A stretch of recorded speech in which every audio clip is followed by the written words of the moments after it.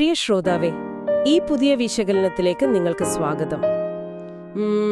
നിങ്ങളുടെ ജീവിതത്തിൽ എപ്പോഴെങ്കിലും, അതായത് മനസ്സിലുള്ള ഒരു പ്രധാന കാര്യം പറയാൻ ഏറ്റവും ശരിയായ സമയത്തിനായി കാത്തിരുന്ന് അവസാനം ആ നിമിഷം തന്നെ കൈവിട്ടുപോയ അവസ്ഥ ഉണ്ടായിട്ടുണ്ടോ?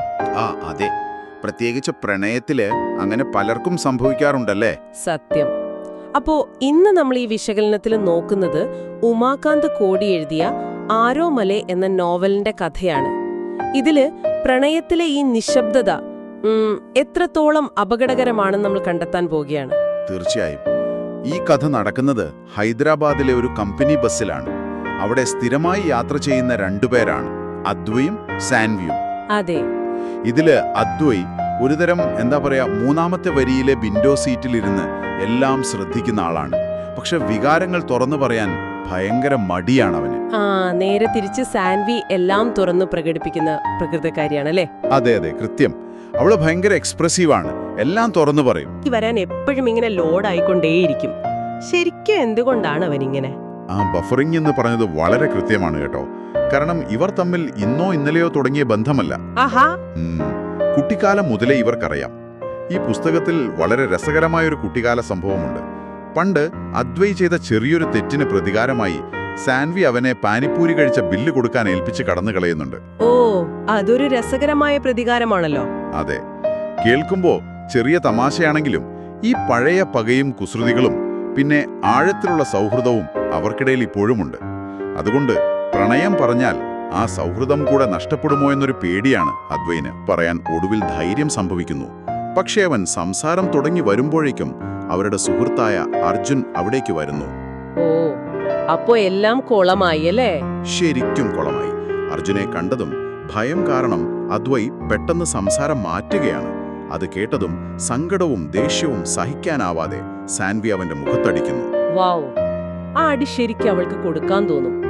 കാരണം അവൾ അവിടെ പ്രതീക്ഷിച്ചത് അവന്റെ തുറന്നു പറച്ചിലാണ്. അദ്വൈ വിചാരിച്ചിട്ടുണ്ടാകാ, ഞാനൊന്നും പറഞ്ഞില്ലല്ലോ, അതുകൊണ്ട് കുഴപ്പമില്ല എന്നാകും. അതെ, അത് തന്നെയാണ് പ്രശ്നം. സാൻവിയെ സംബന്ധിച്ച് ആ നിശബ്ദത വെറുമൊരു മൗനമായിരുന്നില്ല, അതൊരു വേദനിപ്പിക്കുന്ന മറുപടിയായിരുന്നു. അതെ, പ്രണയത്തിലും ഒന്നും പറയാതിരിക്കുന്നത് പോലും ചിലപ്പോൾ വലിയൊരു സ്റ്റേറ്റ്മെന്റ് ആണ്. മൗനം എപ്പോഴും സമ്മതമല്ലല്ലോ. അപ്പോ പിന്നെ കഥയിൽ എന്താണ് സംഭവിക്കുന്നത്? പിന്നെ കഥ മാറുകയാണ്. അദ്വൈന് ന്യൂയോർക്കിലേക്ക് 2 വർഷത്തെ ട്രാൻസ്ഫർ ലഭിക്കുന്നു. അപ്പോ ഈ അകലം അവനെ ഒടുവിൽ തന്റെ പ്രണയം തുറന്നു പറയാൻ നിർബന്ധിതനാക്കുകയാണ്. പക്ഷെ അവിടെ സാൻവിയുടെ വക ഒരു വലിയ ട്വിസ്റ്റ് ഉണ്ടായിരുന്നു എന്ന് എനിക്ക് തോന്നുന്നു. അവളും ട്രാൻസ്ഫർ വാങ്ങിയോ? അതെ, ദൂരം അവരെ അകറ്റുമെന്ന് അദ്വൈ ഭയന്നപ്പോൾ സാൻവി ഇതിനകം തന്നെ ന്യൂജേഴ്സിയിലേക്ക് തന്റെ ട്രാൻസ്ഫർ ഉറപ്പാക്കിയിരുന്നു. വാവ്, അതൊരു കിടിലൻ ട്വിസ്റ്റ് തന്നെ. ദൂരം അവരെ അകറ്റുകയല്ല ചെയ്തതല്ലേ? അല്ല, ദൂരം അവരുടെ സ്നേഹത്തെ കൂടുതൽ തീവ്രമാക്കുകയാണ് ചെയ്തത്.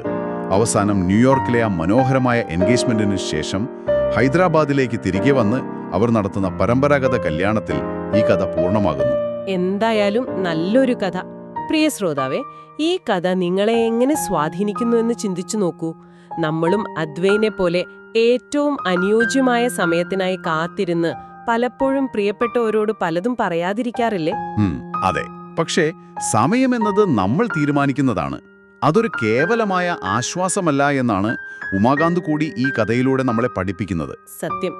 അപ്പോ പൂർണ്ണതയുള്ള ഒരു നിമിഷത്തിനായി കാത്തിരുന്ന് നിങ്ങളുടെ ജീവിതത്തിൽ പറയാൻ മറന്നതോ അല്ലെങ്കിൽ മാറ്റിവെച്ചതോ ആയ ഏതെങ്കിലും സുപ്രധാന വാക്കുകളുണ്ടോ എന്നൊന്ന് ചിന്തിച്ചു നോക്കൂ. അതെ, ആ ശരിയായ നിമിഷം ചിലപ്പോൾ ഈ നിമിഷം തന്നെ ആകാം. തീർച്ചയായും.